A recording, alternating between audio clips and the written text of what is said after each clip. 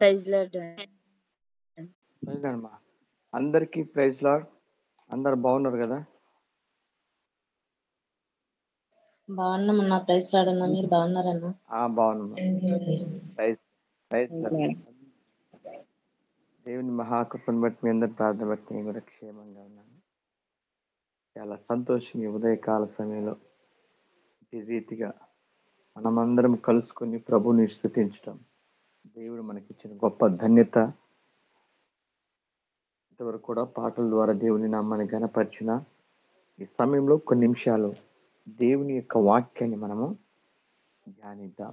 అందరూ కూడా కళ్ళు మూసుకొని తల నుంచి ప్రభు సహాయం కోసము, పరిశుద్ధాత్మ యొక్క నడిపింపు కోసమే ప్రార్థన చేద్దాం. ఈ దినాన పరిశుద్ధాత్మ దేవుడు మనలను వాక్యముతో దీవించులాగున, వాక్యముతో ఆశీర్వదించులాగున, వాక్యముతో మనను సరిచేయులాగున, వాక్యము చేత మనము మరి సరిదిద్దునట్లు ప్రభు సహాయం కోసం ప్రార్థన చేద్దాం. ప్రేమగల తండ్రి, నీకు వందనాలు, స్తుతులు, స్తోత్రాలు తెలియజేస్తున్నాం ప్రభువా. ఈ ఉదయకాల సమయంలో మరొకసారి మీ పాద సన్నిధికి వస్తున్నాం నాయన. గడిచిన రాత్రంతా కూడా నాయన మంచి నిద్రను మాకు దయచేసి వేకునేనైనా నేను స్తుతించటానికి మీరు మాకు ఇచ్చిన శ్రేష్టమైన సమయానికై స్తుతులు, స్తోత్రాలు తెలియజేస్తున్నామయ్యా. సజీవులు సజీవులే కదా నేను స్తుతించెదరు, పాతాళమున నీకు స్తుతి కలుగదు అన్నట్టు నాయన. ఈ రోజు మేము సజీవంగా ఉన్నాము కాబట్టి వేకునే లేచి మిమ్మల్ని స్తుతించగలుగుతున్నాం. ఈ దినమంతా మీరు మాకు తోడుగా ఉందురుగాక, మీరు మా ముందు నడుచుదురుగాక, మేము నడవలసిన మార్గంలో మీరు మమ్మల్ని నడిపించినట్టు మీరు మాకు సహాయము దయచేయమని ప్రార్థిస్తున్నామయ్యా. గత కొన్ని వారాలుగా నాయన నీ ఎదుట మేము నిర్దోషులుగా ఉండునట్లు మేము చేయవలసినవి చేయకూడని వాటిని మాకు బోధిస్తూ ఉన్నారు ప్రభా. ఈరోజు కూడా మరికొన్ని విషయాలు నాయన నీ ఎదుట మేము నిర్దోషంగా నిలబడాలి అంటే, నిర్దోషమైన జీవితాన్ని కలిగి ఉండాలి అంటే మా జీవితంలో కొన్ని చేయరాని పనులను చేయకుండా మమ్మల్ని సరిచేసి నాయన నీ ఎదుటిగా నాయన మేము నిలబడినట్లు మీరు మాకు సహాయం దయచేయమని ప్రార్థిస్తున్నాం. ఈ సమయంలో వాక్యం వినకుండా, వాక్యమును గ్రహించకుండా అడ్డుగా, ఆటంకముగా, వ్యతిరేకముగా పనిచేస్తున్న ప్రతి విధమైన దుష్ట శక్తులను యేసు సర్వశక్తుల నామములో బంధిస్తున్నామయ్యా. మీరే అందరితో మాట్లాడి ఈ నామానికి మహిమ, ఘనత, ప్రభావాలు తీసుకుంటారని ప్రార్థిస్తూ యేసయ్య పరిశుద్ధ నామమున ప్రార్థించడికి వేడుకుంటున్నాము తండ్రి. ఆమేన్. ఆమేన్. ఆమేన్. మంచిది. గత కొన్ని వారాలుగా మనము దేవుని ఎదుట నిర్దోషంగా మనం ఉండాలంటే ఏం చేయాలో ఏం చేయకూడదు కొన్ని విషయాలు మనం నేర్చుకుంటున్నాం. గత వారం ఒక విషయాన్ని మనము సగం ధ్యానించాం. అదేమిటంటే వడ్డీ ఇవ్వకూడదు, వడ్డీకి ఇవ్వకూడదు. మరొకసారి మనం అంశం చదువుకుందామా? పరిశుద్ధ గ్రంథములో నుండి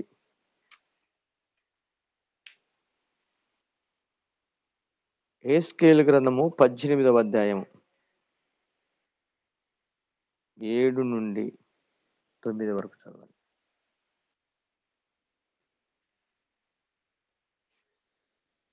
ఎవనినైనను బాధ పెట్టకయు, రుణస్థునికి అతని తాకట్టును చెల్లించి, బలాత్కారము చేత ఎవనికైనను నష్టము కలుగజేయకయు ఉండువాడై, ఆకలి గల వానికి ఆహారమిచ్చి, దిగంబరికి బట్ట ఇచ్చి, వడ్డీకి అప్పియకయు, లాభము చేపట్టకయు, అన్యాయము చేయకయు, నిష్పక్షపాతముగా న్యాయము తీర్చి, యథార్థపరుడై నా కట్టడలను గైకొనుచు, నా విధులను అనుసరించుచూ ఉండిన ఎడల వాడే నిర్దోషి యగును. నిజముగా వాడు బ్రతుకును. ఇదే ప్రభువైన యెహోవా వాక్కు. మంచిది. ఇక్కడ మనం చూసినట్లయితే వడ్డీకి ఇచ్చుట దేవుని దృష్టిలో పాపము. ఇది ఎంత పాపం అంటే ఒక వ్యక్తి తన యొక్క ప్రాణమును పోగొట్టుకున్నంత భయంకరమైనటువంటి పాపము. పాత నిబంధన లెక్కల ప్రకారము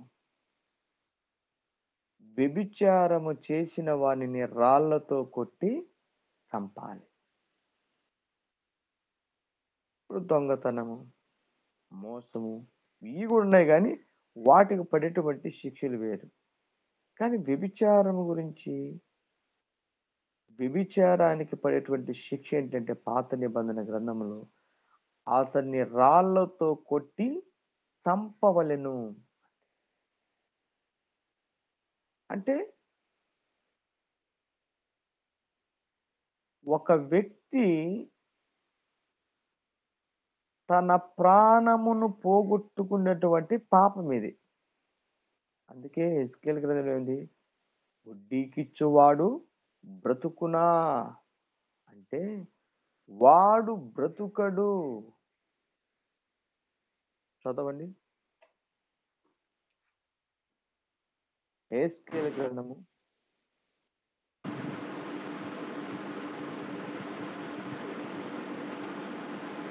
8 దీనులు దరిద్రులను బాధపెట్టి బలత్కారం చేత నష్టం కలుగు చేయటయు, తాకట్టు చెల్లింపపోవటయు, విగ్రహముల తట్టు చూచి హేయ కృత్యములు జరిగించుటయు, అప్పు ఇచ్చి వడ్డీ పుచ్చుకున్నటయు, లాభము చేపట్టుటయు, ఈ మొదలగు క్రియలు చేసిన యెడల వాడు బ్రతుకునా బ్రతుకడు. ఈ హేయ క్రియలను చేసిన కనుక ఆవశ్యకముగా వానికి మరణశిక్ష విధింపబడును. వాడు తన ప్రాణమునకు తానే ఉత్తరవాది యగును. జాగ్రత్తగా ఆలోచన. మానవుడు చేసే కొన్ని పనులకి శిక్షలు ఉన్నాయి. కొన్ని శిక్షలు ప్రాణానికి సంబంధించినవి కాదు. కొన్ని శిక్షలు ప్రాణాన్ని కోల్పోయే శిక్షలు. అయితే ప్రాణాన్ని కోల్పోయే శిక్షలు ఏంటంటే, ఒకటి వ్యభిచారం. ఆ పాపం చేసిన వ్యక్తికి శిక్ష ఏంటంటే ప్రాణాన్ని కోల్పోవటమే. కొన్ని ఉన్నాయి, కంటికి కన్ను, పంటికి పన్ను, చేతికి చెయ్యి, కాలుకి కాలు, కొన్ని ఉన్నాయి. అవి ప్రాణం మీదకి వచ్చే ప్రాణాన్ని కోల్పోయే పాపాలు కదా అవి. బైబిల్లో కొన్ని పాపాలు ఉన్నాయి, ప్రాణాన్ని కోల్పోయే పాపాలు. జాగ్రత్త వినాలి. ఇవి చూడటానికి ప్రాణం పోయేంత పనిగా మనకు అర్థం కాదు. అంటే ప్రాణం కోల్పోతామన్న విషయంలాగా మనకు కనిపించవు. కానీ ఇక్కడ చూస్తే 13వ వచనం, అప్పిచ్చి వడ్డీ పుచ్చుకొనుటయు, లాభము చేపట్టుటయు, ఈ మొదలగు క్రియలు చేసిన ఎడల క్వశ్చన్ మార్క్ వాడు బ్రతుకునా?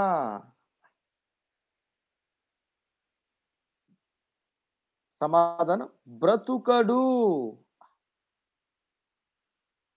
అంటే పరుని సొమ్ము, పరుని ధనము అన్యాయముగా కష్టపడకుండా తినటం కూడా, తీసుకోవటం కూడా ప్రాణానికి ప్రమాదము. జాగ్రత్త వినాలి. యేసయ్య మాట వినగానే జక్కయ్య జీవితంలో ఆయన చేసిన మొట్టమొదటి పని ఏంటంటే ఏమన్నాడు? ఎవని యొద్ద నేను అన్యాయముగా తీసుకుంటును వానికి నేను 4 రెట్లు. అంటే ఎంతగా తీసుకుని ఉంటాడు? 1 రూపాయికి 4 రూపాయలు ఇస్తాను.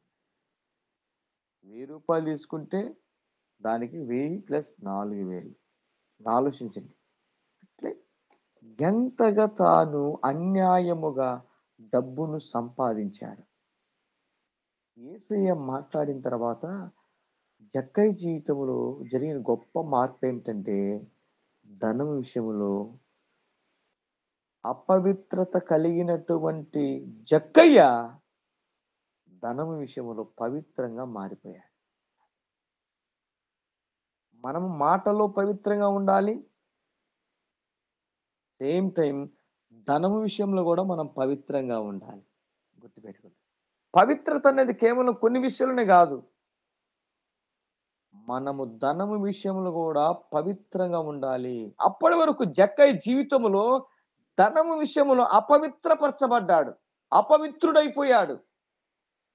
నిజమే, మనది కాని ధనము, పొరుగువాని ధనమును మనము ఉచితము గాని అన్యాయము గాని ఒకవేళ తీసుకున్నట్లయితే ఆ ధనము మనలను అపవిత్రపరుస్తుంది. ఈరోజు చాలా మంది ధనము విషయంలో అపవిత్రులైపోయారు. అది ధనము విషయంలో అపవిత్రులుగా మార్చబడ్డారు, అపవిత్రులైపోయారు. ధనములో నమ్మకముగా ఉండని వాడు దేవునిలో నమ్మకముగా ఉండలేడు. జాగ్రత్త వినాలి. ధనములో నమ్మకముగా ఉండని వాడు దేవునిలో కూడా నమ్మకముగా ఉండలేడు. ధనం విషయంలో పవిత్రంగా లేనివాడు దేవుని విషయంలో కూడా పవిత్రంగా ఉండలేడు. మనకొస్తున్న రూపాయి, మనం సంపాదిస్తున్న రూపాయి, మనం తీసుకున్న రూపాయి అది పవిత్రమైనది కాకపోతే ఖచ్చితంగా మనం అపవిత్రులైపోతాము. ఈ మాటలు వింటున్న మీకు ఒకవేళ ఆశ్చర్యం కలగవచ్చు. వడ్డీ తీసుకోవటం అంత పాపని. నేను కదా ప్రభు అంటున్నాడు. అప్పిచ్చి వడ్డీ పుచ్చుకున్నటయు లాభము చేపట్టుటయు ఈ మొదలగు క్రియలు చేసినలా వాడు బ్రతుకునా బ్రతుకడు. ఈ హేయ క్రియలన్నీ చేసిన గనుక అవశ్యముగా వానికి మరణశిక్ష విధింపబడును. తర్వాత చూస్తే వాడు తన ప్రాణమునకు తానే ఉత్తరివాది అగును. 17వ వచనం. బీదవాని మీద అన్యాయముగా చేయవేక లాభము కొరకు అప్పియకయు వడ్డీ పుచ్చుకొనకయు నుండిన వాడై నా విధులను నాశరించి నా కట్టలను అనుసరించుచు నుండిన ఎడల అతడు తన తండ్రి చేసిన దోషమును బట్టి చావడు, అతడు అవశ్యముగా బ్రతుకును. తీసుకున్న వాడేమో చచ్చిపోతాడంట, తీసుకొని వాడేమో నిశ్చయముగా బ్రతుకు. తీసుకున్నవాడు నిశ్చయముగా చచ్చును, తీసుకొనని వాడు అవశ్యముగా వాడు బ్రతుకును. కాబట్టి మనము ఈ ఎంటి దినాల్లో ధనము విషయంలో పరిశుద్ధంగా ఉన్నాం. పరిశుద్ధ గ్రంథములో ఒక అద్భుతమైనటువంటి కీర్తన మనం చూస్తే 15వ కీర్తన. 15వ కీర్తన ఒకసారి మనము చూద్దాం. యెహోవా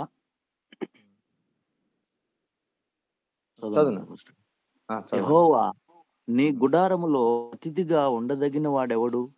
ఒక్క నీ నిమిషం. పరిశుద్ధ ఇక్కడ ప్రశ్న, క్వశ్చన్ మార్క్ ఏంటి? ప్రశ్న ఏంటి? యెహోవా నీ గుడారములో అతిథిగా ఉండదగిన వాడు ఎవడు? ఓకే, దేవుని ఎదుట ఒక వ్యక్తి నిర్దోషంగా ఉండాలంటే సేమ్ దానికి సంబంధించింది. యెహోవా నీ గుడారములో అతిథిగా ఉండదగిన వాడెవడు?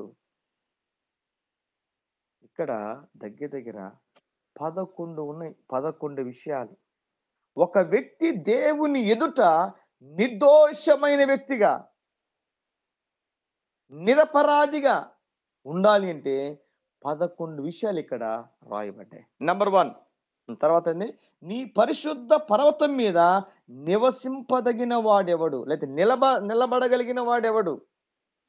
ఆలోచిస్తే 11 విషయాలు ఉన్నవి. నంబర్ 1, యథార్థమైన ప్రవర్తన కలిగి. ఒకటేంటి? యథార్థమైన ప్రవర్తన కలిగి. బైబిల్ ఒక మాట ఉంది, కొంచెములో కొంచెములో అన్యాయముగా ఉండువాడు ఎక్కువలో కూడా అన్యాయముగా ఉంటాడు. అంటే కొంచెములో యథార్థత కలిగిన వాడు ఎక్కువలో కూడా యథార్థత కలిగి ఉంటాడు. కొంచెములో యథార్థంగా ఉండని వాడు ఎక్కువలో కూడా యథార్థంగా ఉండలేడు. మొదటిది యథార్థమైన ప్రవర్తన కలిగి, యథార్థమైనది. 2, నీతిని అనుసరించుచు. రెండేది, నీతిని యథార్థంగా ఉండాలి, తర్వాత నీతిగా ఉండాలి. 3 చూస్తే హృదయపూర్వకముగా నిజము పలుకువాడు.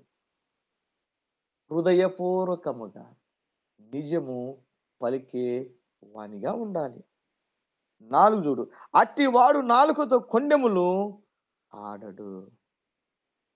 4వదిగా అట్టివాడు నాలుకతో కొండెములాడడు. 5, తన చెలికానికి కీడు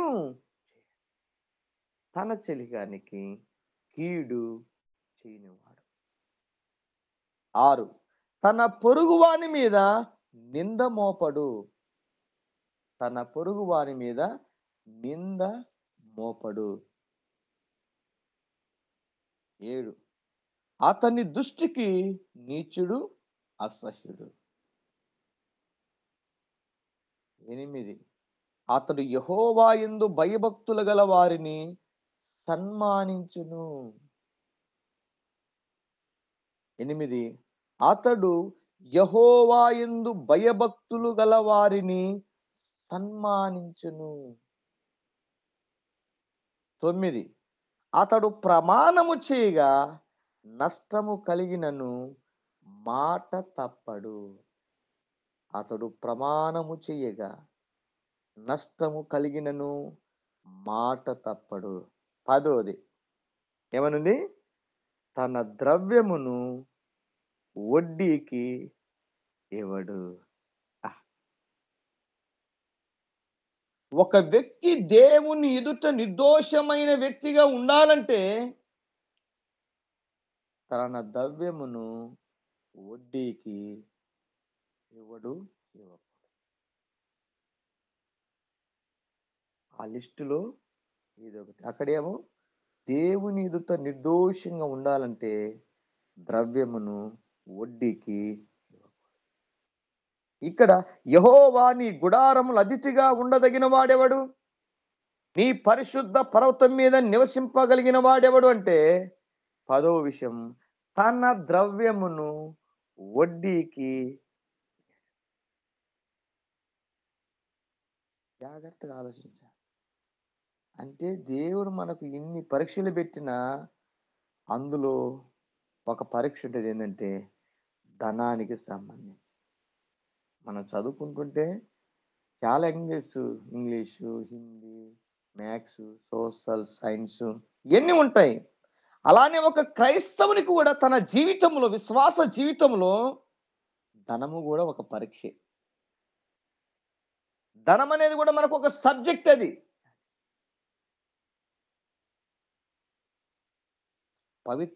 పవిత్రత అనేది ఒక సబ్జెక్టు, నీతి అనేది ఒక సబ్జెక్టు, యథార్థత అనేది ఒక సబ్జెక్టు, న్యాయం అనేది ఒక సబ్జెక్టు. మనకు కూడా ఒక సబ్జెక్ట్ ఏంటంటే ద్రవ్యము, మనీ. చాలా మంది మొన్న చెప్పాం కదా, ఎక్కువ శాతం లెక్కల్లో ఫెయిల్ అయిపోతారు. మ్యాథ్స్ ఎందుకంటే అది కొంచెం కష్టమైనది. ఒక వ్యక్తికి మ్యాథ్స్లో మంచి మార్క్స్ వస్తున్నాయంటే బాగా చదువుతున్నాడని అర్థం.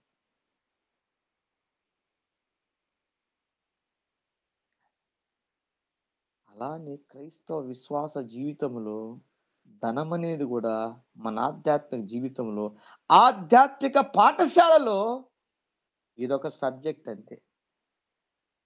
ఇందులో చాలా సబ్జెక్ట్ ఉన్నాయి, అందులో మనం ఫెయిల్ కాకూడదు. ఈ లోకములో ఒక వ్యక్తి ఏ రీతిగా తన జీవితంలో పరీక్షలను, చదువుకునే వ్యక్తి ఏదైతే పరీక్షల్లో ఎదుర్కొని ఆ పరీక్షలు రాస్తూ ఉంటాడో, అలానే ఆధ్యాత్మిక పాఠశాల ఇది. దేవుని మందిరం అనేది ఆధ్యాత్మిక పాఠశాల. ఆ పాఠశాలకు వెళ్ళే వారికి కూడా కొన్ని సబ్జెక్టులు ఉన్నవి. అందులో ఒకటి ఏంటంటే ధనము. ఆ ధనము విషయంలో ఆ సబ్జెక్టు మనం పాస్ కావాలి. మనం పాస్ కావాలంటే ధనం గురించి ఏముందంటే, తన ద్రవ్యమును వడ్డీకి ఇవ్వడు. అసలు ఎంత చక్కగా రాశారు చూడు. తన ద్రవ్యమును ఎవరు ఇవ్వడంట? యెహోవా గుడారములు అంటే దేవుని మందిరముల అతిథిగా ఉండదగిన వాడెవడు? తన పరిశుద్ధ పర్వతం మీద నివసింపదగిన వాడెవడు అంటే, ఈ 11 సబ్జెక్ట్ అనుకోండి. ఈ 11 సబ్జెక్టులో 10వ సబ్జెక్ట్ ఏంటంటే ధనము, మనీ అనే సబ్జెక్ట్. 11 ఏంటంట, నిరపరాధిని చెరుపుటకై లంచము పుచ్చుకొనడు. 11 సబ్జెక్ట్ లంచం. 11 సబ్జెక్ట్ ఏంటి? లంచం. నిరపరాధిని చెరుపుటకై లంచం పుచ్చుకొనడు. ఇక కింద ఏమిందంటే ముగింపు, ఈ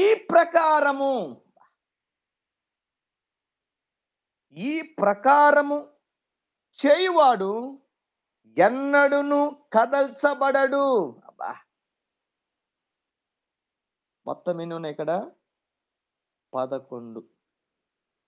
1 యథార్థత అనేది, 2 నీతి, 3వది నిజము హృదయపూర్వకం, తర్వాత కొండేలు చెప్పని వాడు, కీడు చేయని వాడు, పొరుగు నింద మోపని వాడు. ఓకే, అతని దృష్టికి నీచ అసహ్యుడు. అతడు యెహోవా భయభక్తులు గలవాడు, సన్మానిస్తాడు. అతడు ప్రమాణము చేయక నష్టము కలిగినను మాట తప్పనివాడు. తన ద్రవ్యమును వడ్డీకి ఇవ్వడు, నిరపరాధిని చిరుపటికి లంచము పుచ్చుకున్నాడు. ఈ మాట చూడండి. అన్ని దాని తర్వాత ఈ ప్రకారము చేయువాడు ఎన్నడును కదల్చబడడు. కాబట్టి బైబిల్ సెలవిస్తుందంటే, ధనవంతుడు పరలోక రాజ్యములో ప్రవేశించుట దుర్లభము. సూది బెజ్జములో ఒంటె దూరుట సులభమంటాం గాని, ధనవంతుడు పరలోక రాజ్యములో ప్రవేశించుట అసాధ్యము. అంటే ఒక ఒంటె సూది బెజ్జములో దూరిపోట సులభమే కానీ, ధనవంతుడు పరలోక రాజ్యములో ప్రవేశించుట చాలా కష్టం. ఆలోచించండి ఒకసారి. అందుకే మనల్ని మనం మోసం చేసుకోవాలి. దేవుని వాక్యాన్ని చదువుతున్నాము కానీ వాక్యాన్ని మనం అనుసరించలేకపోతాం. వాక్యాన్ని మనం పాటించలేకపోతున్నాం. మనము చెప్పేవారిగా ఉన్నాము కానీ చేసేవారిగా. ఎవరు గొప్ప? చెప్పేవాడు గొప్ప, వినేవాడు గొప్ప? వినేవాడు కావచ్చు, చెప్పేవాడు కావచ్చు. చెప్పుట వల్ల గొప్పతనం ఏం లేదు, వినుట వల్ల గొప్పతనం లేదు. చెప్పేవాడు చెప్పిన దాన్ని పాటించాలి, వినేవాడు విన్న దానిని అనుసరించాలి. అప్పుడే గొప్పవాడు. కానీ చాలాసార్లు మన జీవితంలో చెప్పేవారిగానే మిగిలిపోతాము, వినేవారిగానే మిగిలిపోతాం. కానీ చెప్పిన వాటిని అనుసరించేవారిగా, చెప్పిన వాటిని చేసేవారిగా, విన్న వాటిని గైకొనేవారిగా మనం పగిలైపోతాం. కాబట్టి తన ద్రవ్యమును వడ్డీకి ఇవ్వడు. గుర్తుపెట్టుకోండి, రేపు నీకు ధనమే ఉరిగా మారిపోతుంది. ధనమే నీకు ఉరిగా మారే అవకాశాలు ఉంటాయి. ఎంత దినాలు సాతాను చాలా మందికి ధనాన్ని చూపిస్తాడు. ఉదాహరణకి ఒక వ్యక్తి గాలముతో చేపలు పట్టే వ్యక్తి చేపకు గాలాన్ని చూపిస్తాడా? లేకపోతే ఏదన్నా ఎర్రని కానీ చిన్న మాంసపు ముక్కను చూపిస్తాడా?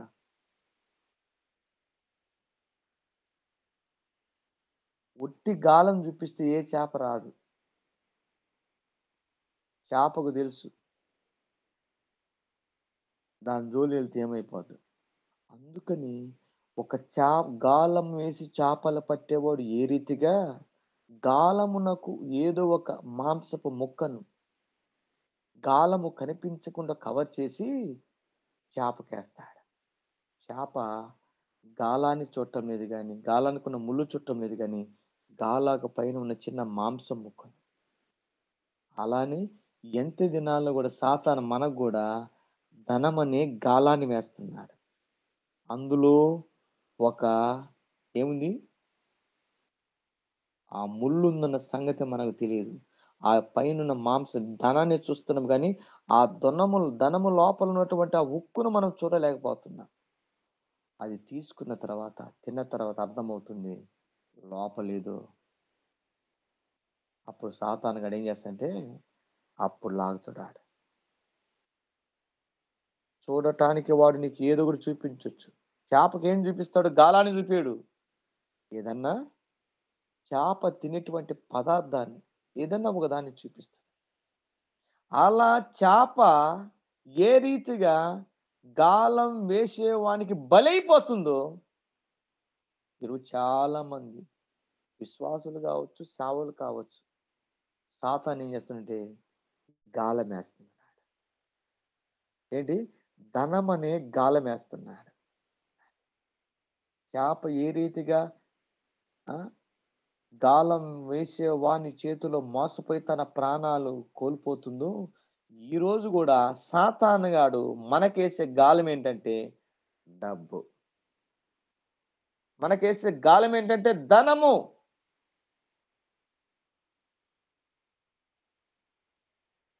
ఈరోజు ఎంతో మంది సాతాను యొక్క ధనమనే గాలములో చిక్కుకుపోయారు. మాట చెప్పాలంటే ఈఎంఐ వ్యవస్థ ఏంటనుకున్నావు అసలుకి? ఈఎంఐ రాకముందు అప్పులు చేసేవారు తక్కువ, అప్పులు తీసుకునేవారు తక్కువ. ఈరోజు ఇంతకుముందు కుటుంబంలో తండ్రి మాత్రం అప్పు చేసేవాడు, అవునా కదా? ఈరోజు కుటుంబం మొత్తం కూడా అప్పులు పాలైపోతుంది. ఈఎంఐ ఏది బట్టే కానీ ఇప్పుడు ఆధార్ కార్డు ఉన్న వాళ్ళందరూ కూడా ఏం చేస్తారు? దగ్గర చాలా వరకు ఏదో ఒక విషయంలో అప్పుల పాలైపోతున్నారు, ధన విషయంలో మోసపడిపోతున్నారు. ఆలోచించండి. కాబట్టి మనము దేవుని ఎదుట నిర్దోషమైన వ్యక్తులుగా ఉండాలంటే మన ద్రవ్యమును వడ్డీకి ఇవ్వకూడదు. ఎందుకు ఇవ్వకూడదంటే దాని ద్వారా మన ప్రాణాన్ని కోల్పోతాం. దాని ద్వారా మన ప్రాణాన్ని కోల్పోతామని బైబిలే సెలవిస్తుంది. అప్పిచ్చి వడ్డీ పుచ్చుకున్నట్టు ఉందా? వాడు బ్రతుకునంటే బ్రతుకడు. మరి ఎందుకు ప్రజలు ఈ వాక్యం తెలిసి కూడా వడ్డీ వ్యాపారాలు చేస్తున్నారు, ధనము కోసం ప్రాకులాడుతున్నారు? అయితే ధనవంతుల్లో రెండు రకాల ధనవంతులు ఉన్నారు. ఒకటి దేవుని చేత దీవించబడి, సో ధనవంతుడు పరలోక రాజ్యము ప్రవేశించుట కష్టమనే మాట బైబిల్లో ఉంది. అక్కడ ధనవంతుడు అంటే రెండు రకాల ధనవంతుడు. ఒకటి దేవుని చేత దీవించబడిన ధనవంతుడు, రెండు అన్యాయము చేత అక్రమము చేత ధనవంతుడైనటువంటి వ్యక్తులు ఉన్నారు. దేవుడు దీవించిన ధనవంతుడు గుర్తుపెట్టుకోండి, అతడు పరలోక రాజ్యం వెళ్తాడు.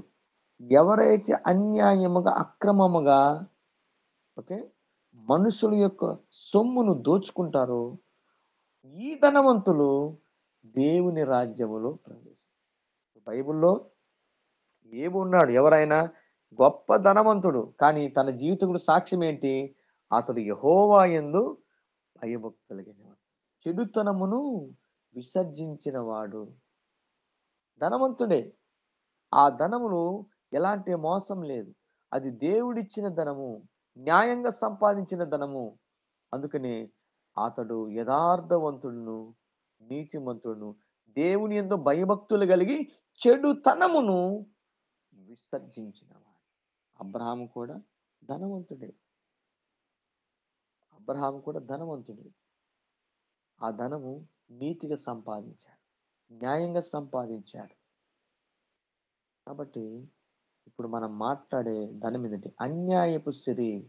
ఉదాహరణకి ఏ డబ్బులు మనము వాడుకోవచ్చు, తినవచ్చు. ధనం అనగానే ప్రతి రూపాయి మనం తినటానికి వీల్లేదు. మనము తినకూడనివి, తీసుకోడని ధనాలు కూడా ఉన్నవి. అందులో నంబర్ 1 వడ్డీ ద్వారా సంపాదించే ధనము శాపగ్రస్తమైనది. వీలుంటే రాసుకోండి, జాగ్రత్త వినండి. ధనం అనగానే అందులో చాలా రకాల ధనాలు ఉన్నవి. ఒకటి, వడ్డీ ద్వారా వచ్చే ధనము మంచిది కాదు, అది శాపగ్రస్తమైనది. ఇప్పుడు నువ్వు కష్టపడి పని చేస్తున్నావు, ఆ ధనం మంచిది. ఉద్యోగం చేస్తూ సంపాదిస్తున్నావు, ఆ ధనం మంచిది. అయితే డబ్బుతో వ్యాపారం రకరకాలుగా చేయొచ్చు. డబ్బుతో కూరగాయల వ్యాపారం చేయొచ్చు, డబ్బుతో బట్టల వ్యాపారం చేయొచ్చు. ఇట్లా ఆ డబ్బుతోనే రకరకాల వ్యాపారాలు, రకరకాల పనులు చేయొచ్చు. కానీ చేయకుండా పని ఏంటి? డబ్బుతో వడ్డీ వ్యాపారాన్ని చేయకూడదు. కూరగాయల వ్యాపారం చేయటంలో తప్పులేదు, కానీ డబ్బుతో వడ్డీ వ్యాపారం చేయట పాపము. ఆ ధనము నీ ప్రాణానికి ముప్పుగా, ఉచ్చుగా మారిపోతుంది. నంబర్ 1, ధనముతో వడ్డీ వ్యాపారం చేసి సంపాదించే ధనము శాపగ్రస్తమైనది. అది ఎంత కొంచెం కావచ్చు, ఎక్కువ కావచ్చు, ఏదైనా కానీ ఆ రూటు మంచిది కాదంటున్నాడు. ఆ రూటు మంచిది కాదు. రెండవది లంచము. ఒక పని చేయాలంటే కొంతమంది లంచం ఇస్తే చేస్తారు. యెషయా గ్రంథంలో ఒక అద్భుతమైన మాట ఉంది. వడ్డీ వ్యాపారం ద్వారా సంపాదించే ధనము ప్రమాదము, లంచము ద్వారా అంటే లంచము తీసుకుంట ద్వారా సంపాదించే ధనము కూడా ప్రమాదము, శాపగ్రస్తమైనది. యెషయా గ్రంథము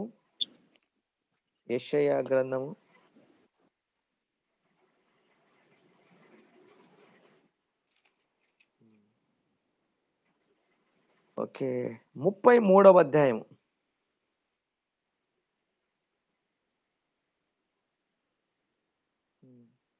15వ వచనం. నీతిని అనుసరించి నడుచుచు యథార్థ నిర్బంధన వలన వచ్చు లాభమును ఉపేక్షించుచు లంచము పుచ్చుకొనకుండా తన చేతులను మలుపుకొని హత్యయను మాట వినకుండా చెవులు మూసుకొని చెడుతనము చూడకుండా కన్నులు మూసుకుని వాడు ఉన్నత స్థలమున నివసించును. ఉన్నత స్థలం అంటే ఏంటి? దేవుని దగ్గర.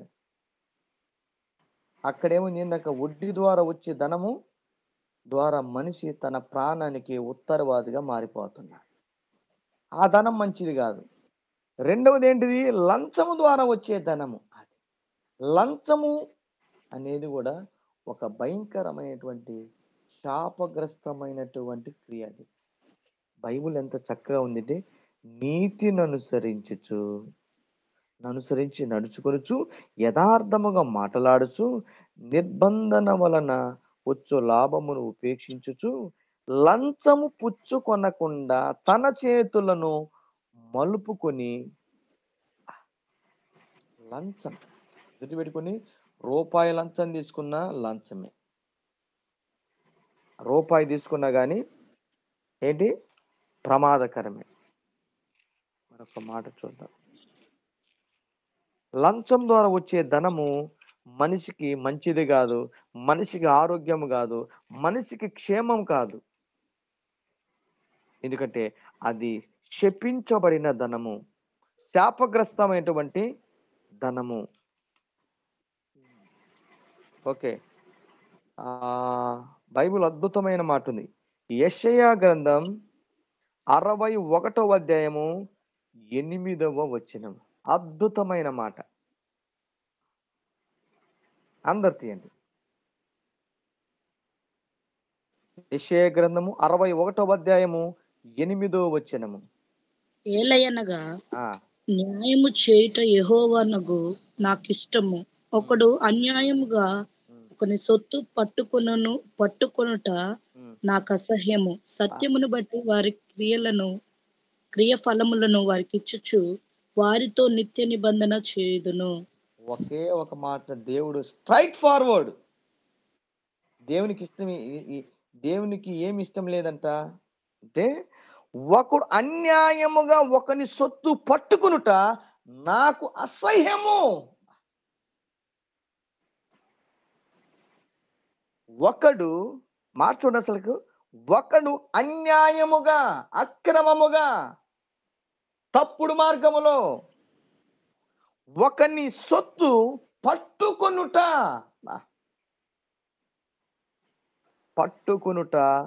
నాకు అసహ్యము. ఈరోజు మన చేతులు వేటినంటే వాటిని తాకకూడదు. నాకు ఈ మాట గుర్తొచ్చినప్పుడులా బైబిల్లో కొంతమంది నాకు వెంటనే గుర్తొస్తారు. అందులో మొట్టమొదటి వ్యక్తి అబ్రహాం. సొదొమ రాజు ఏమన్నాడు? తీసుకోండి వెండి బంగారాలు అన్నాడు. ఆయన అన్న మాట ఏం తెలుసా? నాకు వద్దన్నాడు. నాకు చదవన్న మాట. అలాంటి ధైర్యము, అలాంటి మాట మన నోట రావాలి. అది ధనము విషయములో పరిశుద్ధంగా పవిత్రంగా ఉండటం అంటే అసలు పట్టుకోకూడదు. ముందు తినటం తర్వాత సంగతి. మనందరికి తెలుసు. ఒకసారి జ్ఞాపకం చేసుకుందాం. ఎందుకంటే ఈ మాట ఉంది కదా, ఒకడు ఏలయనగా న్యాయము చీట యెహోవానగు నాకు ఇష్టము. ఒకడు అన్యాయము ఒకని సొత్తు పట్టుకునుట నాకు అసహ్యము. ఆది కాండము. పట్టుకున్నాడు అబ్రహాము, పట్టుకోలే.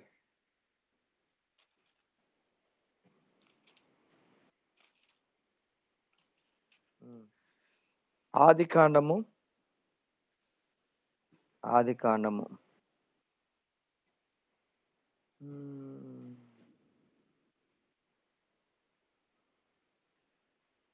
14వ అధ్యాయము 16 నుంచి కొన్ని వచ్చినాలు చదవండి. ఆస్తి యావత్తు తిరిగి తెచ్చి తన తమ్ముడైన లోతును, అతని ఆస్తిని, స్త్రీలను, ప్రజలను తిరిగి తీసుకుని వచ్చెను. అతడు కదర్లాయోమెరును అతనితో కూడానున్న రాజులను ఓడించి తిరిగి వచ్చినప్పుడు సొదొమ రాజు అతనిని ఎదుర్కొనుటకు రాజులోయ అను షావే లోయ మట్టుకు బయలుదేరి వచ్చెను.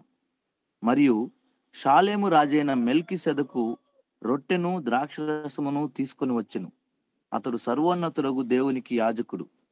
అప్పుడు అతడు అబ్రామును ఆశీర్వదించి, ఆకాశమును భూమికిని సృష్టికర్తయును సర్వోన్నతుడునైన దేవుని వలన అబ్రాము ఆశీర్వదింపబడును గాక అనియు, నీ శత్రువులను నీ చేతికి అప్పగించిన సర్వోన్నతుడు అగు దేవుడు స్తుతింపబడును గాక అనియు చెప్పెను. అప్పుడు అతడు అన్నింటిలో ఇతనికి 10వ వంతు ఇచ్చెను. సొదొమ రాజు మనుషులను నాకిచ్చి ఆస్తిని నీవే తీసుకొనమని అబ్రాముతో చెప్పగా, అబ్రాము, నేనే అబ్రామును ధనవంతునిగా చేసి తినని నీవు చెప్పకుండునట్లు ఒక్క నూలు పోగు అయినను చెప్పుల వారైనను నీ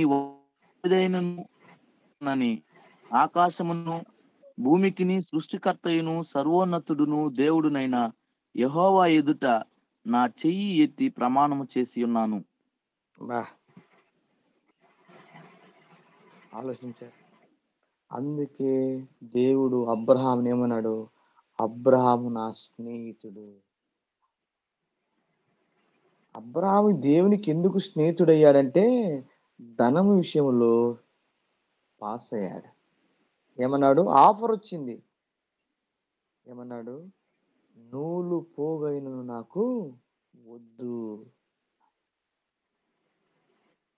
ఆలోచించండి.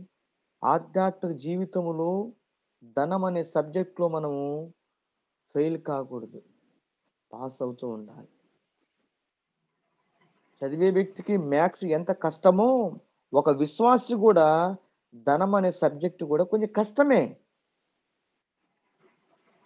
కాబట్టి దానిని కూడా మనం జయించగలగాలి.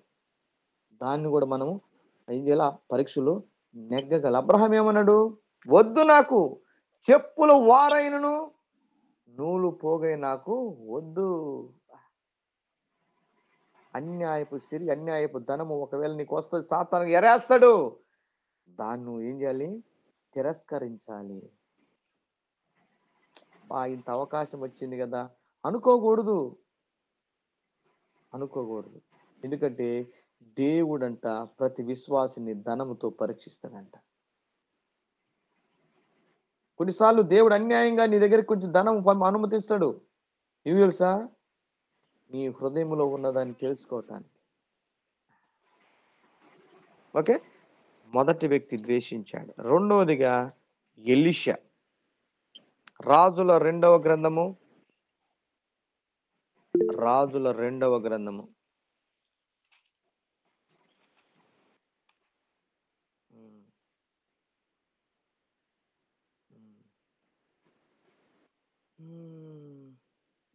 ఓకే, 5వ అధ్యాయము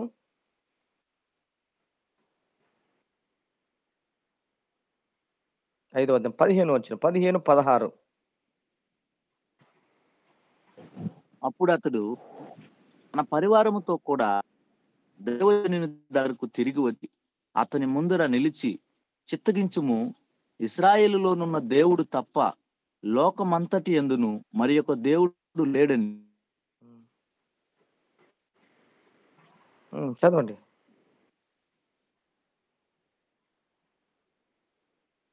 చదవాలి. అప్పుడతడు ఫస్ట్ నేను బ్రదర్ ఎరుగుదును. వాయిస్ బ్రేక్ అవుతుంది బ్రదర్. ఒకసారి మళ్ళా 15-16. అప్పుడతడు తన పరివారముతో కూడా దైవజనుని దగ్గరకు తిరిగి వచ్చి అతని ముందర నిలిచి, చిత్తగించుము, ఇశ్రాయేలులో ఉన్న దేవుడు తప్ప లోకం అంతటి యందును మరి ఒక దేవుడు లేడని నేను ఎరుగుదును. ఇప్పుడు నీవు నీ దాసుడనైన నా యొద్ద బహుమానము తీసుకొనవలసినదని అతనితో చెప్పగా, ఎలీషా, ఎవని సన్నిధిని నేను నిలవబడి ఉన్నానో ఇశ్రాయేలు దేవుడైన ఆ యెహోవా జీవము తోడు నేనేమియూ తీసుకొనని చెప్పెను. నయమాను అతనిని ఎంతో బతిమాలినను అతడు ఒప్పకపోయెను. చూశారా? ఎంతో బతిమాలాడంట, కానీ అతడు ఒప్పుకపోయెను. కొన్నిసార్లు లేకపోతే అన్యాయపు ధనము, మోసకరమైన ధనము నీ ఎందుకు వస్తుంది. వాళ్ళు బతిలాడుతా తీసుకొని గుర్తుపెట్టుకో, నువ్వు ఒప్పుకో. ఎందుకంటే ఒకని సొత్తును అన్యాయంగా పట్టుకొనుట ఎవరికి ఇష్టం లేదు? దేవునికి ఇష్టం. ఎవరికి ఇష్టం లేదు? దేవునికి ఇష్టము లేదు. నెక్స్ట్, పరిశుద్ధ గ్రంథం దానియేలు గ్రంథము. అందుకే వీళ్ళంతా చూడు అద్భుతమైనటువంటి సాక్ష్యం కలిగి ఉన్నారు దేవుని దగ్గర. దానియేలు గ్రంథము 5వ అధ్యాయము 16-17 వచనాలు.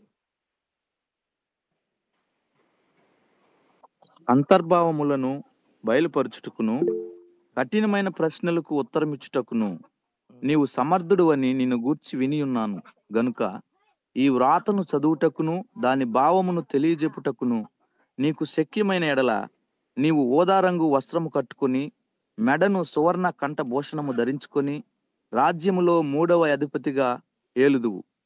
అందుకు దానియేలు ఇట్లనెను, నీ దానములు నీ యొద్ద నుంచుకునుము, నీ బహుమానములు మరి ఎవనికైనా నిమ్ము. అయితే నేను ఈ వ్రాతను చదివి దాని భావమును రాజునకు తెలియజెప్పెదను.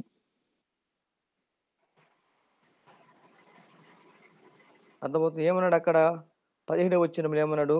అందుకు దానియేలు ఇట్లనెను, నీ దానములు నీ యొద్ద నుంచుకొనుము, నీ బహుమతులు మరి ఎవరికైనను. అందుకే దేవుడు దానియేలుతో ఏమన్నాడు? దానియేలు నీవు బహుప్రియుడవు. అబ్రాహాంతో ఏమన్నాడు? నా స్నేహితుడవు. నేను చేయబోయే కార్యం నీకు దాచేదని అబ్రహమా. ధనము విషయంలో పవిత్రంగా ఉన్నవారు దేవుని హృదయానికి దగ్గరగా ఉన్నవారు. ధనము విషయములో ఎవరైతే పవిత్రంగా ఉంటారో, ధనం విషయములో ఎవరైతే దూరంగా ఉంటారో దేవునికి సమీపంగా ఉంటారు.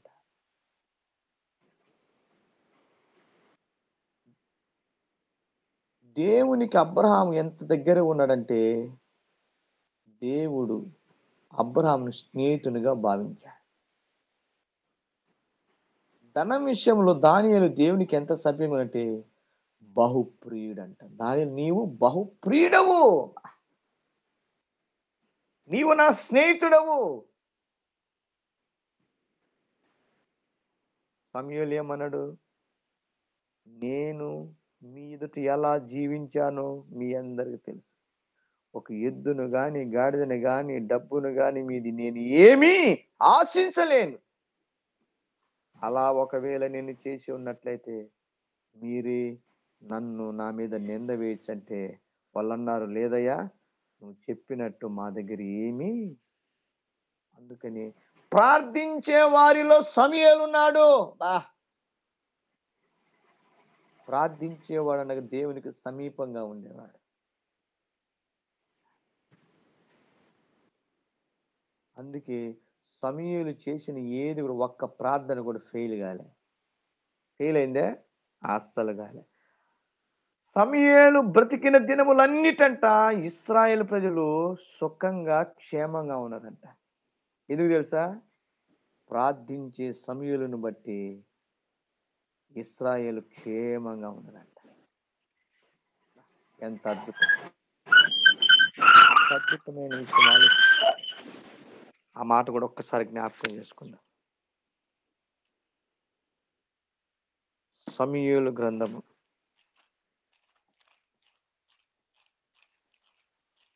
ఈ మనకు తెలిసినవి, కానీ మళ్ళా దేవుడు చేసి మనకు జ్ఞాపకం చేస్తూ గుర్తు చేస్తూ ఉంటాడు అన్నమాట. ఓకే, మొదటి సమూయేలు గ్రంథము 12వ అధ్యాయము 1 నుండి 5 వచనాల వరకు అద్భుతమైన విషయాలు అసలు. అప్పుడు సమూయేలు అందరితో ఇట్లా నేను ఆలకించుడి, మీరు నాతో చెప్పిన మాటను అంగీకరించి మీ మీద ఒకని రాజుగా నియమించి ఉన్నాను. రాజు మీ కార్యములు జరిగించును. నేను తల నెరిసిన ముసలివాడును.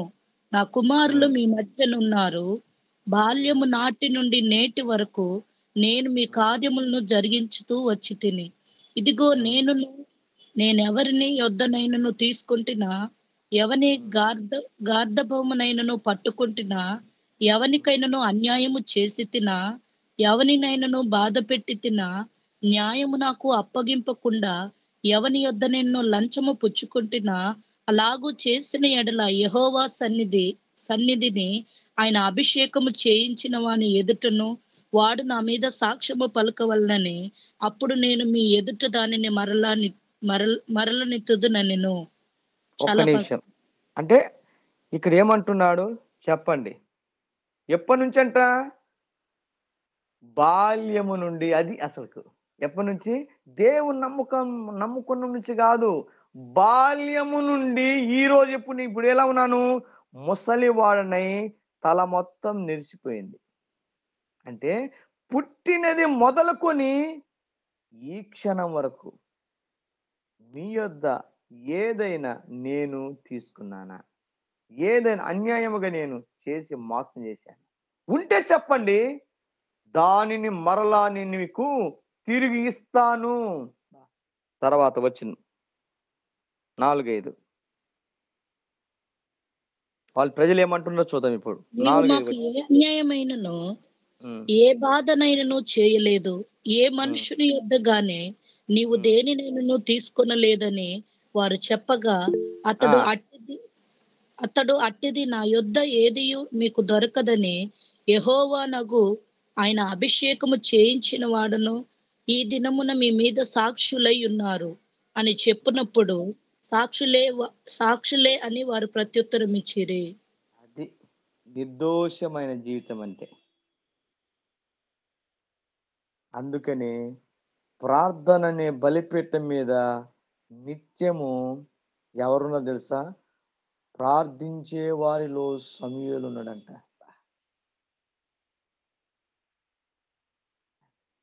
ఒక వ్యక్తి ధనము విషయంలో పరిశుద్ధంగా లేకపోతే ప్రార్థనలో ఉండలేడు. దేవుని ఎదుట ధైర్యముగా ప్రార్థన చేయలేడు. గుర్తుపెట్టుకోండి, ధనము నీకు పెద్ద పరీక్ష. నీ విశ్వాస జీవితంలో ధనం అనే ఒక పెద్ద సబ్జెక్ట్ ఇది. దీన్ని మన సవాల్తో తీసుకోవాలి. తర్వాత అపోస్తుల పౌలు గారు ఏమంటుండో ఒకసారి చూద్దాం. అపోస్తుల పౌలు, అపోస్తుల కార్యములు. బైబిల్ ఎందుకు కొంతమంది ఈ సబ్జెక్టులో పాస్ అయ్యారు, చాలా మంది ఫెయిల్ అయిపోయారు ఈ సబ్జెక్ట్లో. అందుకని లెక్కల్లో పాస్ అయిన వాళ్ళు పరిశుద్ధ గ్రంథంలో చాలా మంది తక్కువ. అన్ని సబ్జెక్టులో పాస్ అయ్యారు కానీ లెక్కల్లో మ్యాథ్స్లో పాస్ అయిన వాళ్ళు ఎవరంటే కొంతమంది బైబిల్లో. అపోస్తుల కార్యములు ధనము విషయంలో. ఓకే, అపోస్తుల కార్యములు 20వ అధ్యాయము 33, 34. ఎవని వెండినైనను బంగారమునైనను వస్త్రములనైనను నేను ఆశింపలేదు. నా అవసరముల నిమిత్తము నాతో ఉన్న వారి నిమిత్తము ఈ నా చేతులు కష్టపడినవని నీకే తెలియను. ఎంత అర్థమైన మాట. ఏమంటున్నాడు? ఎవని వెండినైనను బంగారమునైనను వస్త్రమునైనను నేను ఆశింపలేదు. ఈరోజు ఈ సబ్జెక్టులు ఎంతమంది సేవకులు ఫెయిల్ అయ్యారు తెలుసా? 99% సేవకులు ఫెయిల్ అయ్యేది ఇక్కడే. విశ్వాసుల దగ్గర బలవంతంగా డబ్బును పోగు చేస్తుంది. విశ్వాసికి సొంత గృహం లేదు. విశ్వాసి కొంతమందికి 3 పూటల భోజనం లేదు. విశ్వాసికి సరైన బట్టలు లేవు. విశ్వాసికి సరైనటువంటి ఏమి వసతులు లేవు. అలాంటి వారి ధనముని ఈరోజు సేవకులు పీడిచ్చి రక్తం దాగినట్టు దాగుతున్నారు.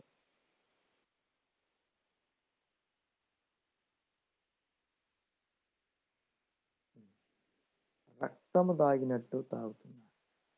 ఒక మాట చెప్తున్నాను, దేవుడు జ్ఞాపకం చేస్తున్నాడు. 25 సంవత్సరాల నుంచి సేవ చేస్తున్నాను. 25 సంవత్సరాలు అయిపోయింది సేవలోకి వచ్చింది. నాకు 2 కుమారులు. ఇద్దరిని దేవునికి నేను సమర్పించాను సేవకి. అంటే గవర్నమెంట్ స్కూల్లో ఎందుకు వేయలేదంటే రాబోయే రోజుల్లో వీళ్ళు మంచిగా చదువుకొని గొప్ప సేవకులు కావాలని పెద్ద స్కూళ్ళను ఆశించకుండా కొంచెం మీడియం స్కూల్ వేసాను, ఎక్కడైతే ఫీజు తక్కువగా ఉంటుంది. అది చిన్న ఒక స్కూల్ వేస్తే అక్కడ చదువు చెప్పట్లే వాళ్ళు. ఎందుకంటే ఆ స్కూల్ అయితేనే మనకు వచ్చేటువంటి కానుకలతో మన పిల్లల్ని చదివించగలం. వచ్చే కానుకలతో కుటుంబాన్ని పోషించుకుంటూ పిల్లలు చదివించుకోగలం. ఉండటానికి తినటానికి చదివించగలం. చదువు రావట్లే ముద్దు. ఎందుకంటే అక్కడ అంత టీచర్స్ ఇంటర్మీడియట్ 10th క్లాస్ ఉన్నాయి. సరే నేను కొంచెం మంచి స్కూల్ వేద్దామని ఈ సంవత్సరం మార్చేసి చూస్తే ఫీజులు ఎక్కువ. అందుకని ఒకరిని తీసుకెళ్ళి అనాథాశ్రయం అంటే అనాథల పిల్లలు ఉన్నటువంటి స్కూల్లో జాయిన్ చేసి ఒకరిని ఒక్కడినే పోషించగలను కదని నమ్ముకుని కొంచెం మంచి స్కూల్ వేశాను. గుర్తుపెట్టుకొని ఈ మాట ఎందుకు చెప్తుందంటే, నా పిల్లలు బాగా చదివించగలను, మంచి మంచి స్కూల్ వెళ్ళగలను, కానీ ధనం లేదు. ఇప్పుడు నేను నా పిల్లలు గొప్ప చదువు చదివించాలంటే విశ్వాసులను మోసం చేయాలి. విశ్వాసుల దగ్గర సొమ్మును బలవంతంగా నేను లాక్కొని వాళ్ళని బాధ పెట్టి నా పిల్లల్ని చదివించాను. ఆ పని చేయటం నాకు ఇష్టం లేక ఏ విశ్వాసిని బాధ పెట్టుకుంటుంది, ఒక తీసుకెళ్ళి అనాథాశ్రయంలో అక్కడ చదివిస్తాను. మన పిల్లలు బాగుండాలని, మన పిల్లలు విశ్వాసుల కంటే గొప్పవాళ్ళుగా ఉండాలని వాళ్ళ డబ్బును, విశ్వాసుల ధనాన్ని అన్యాయంగా సంపాదించి మన పిల్లలను గొప్పోలు చేయుట కంటే ఏ విశ్వాసిని బాధ పెట్టకుండా, ఏ విశ్వాసి ధనాన్ని అన్యాయంగా లాక్కోకుండా మన పిల్లలు అనాథాశ్రమం ఉన్నా పర్లేదు, కానీ అన్యాయం ఏ విశ్వాసిని, అశ్వాసి సొమ్మను మనం తినకూడదు. ఈ మాట మీకు ఎందుకు చెప్తున్నంటే, ధనం విషయంలో పవిత్రంగా ఉండాలి.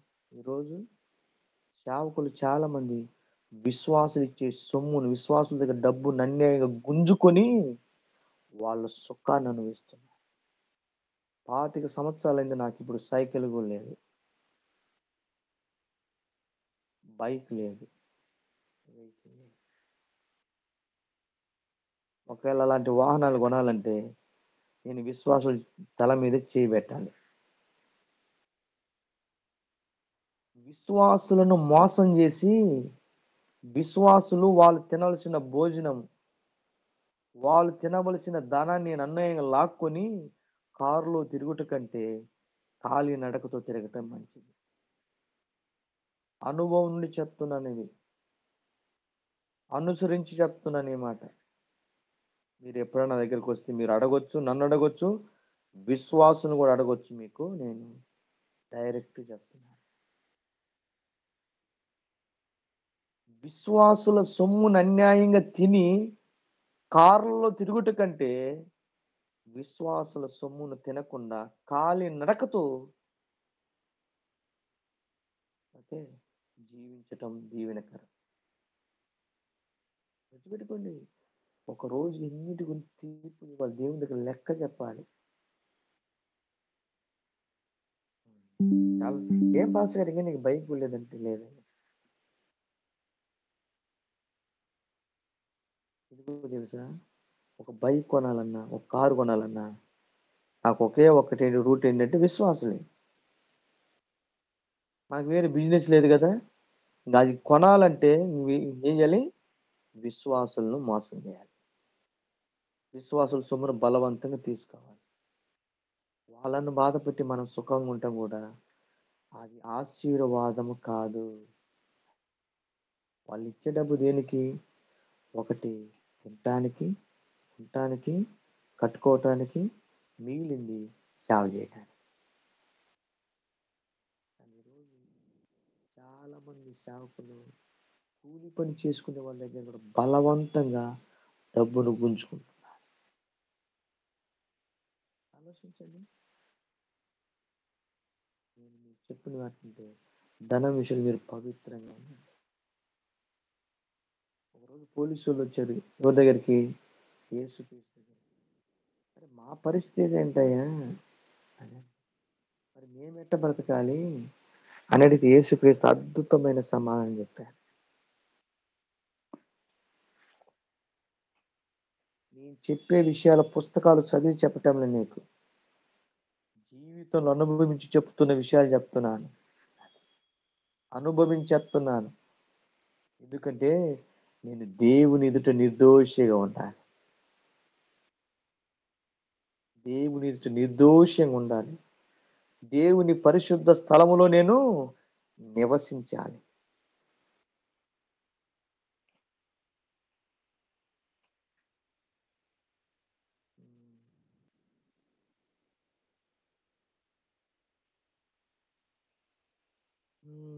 ఒక్క నిమిషం, పరిశుద్ధ గ్రంథంలో నుండి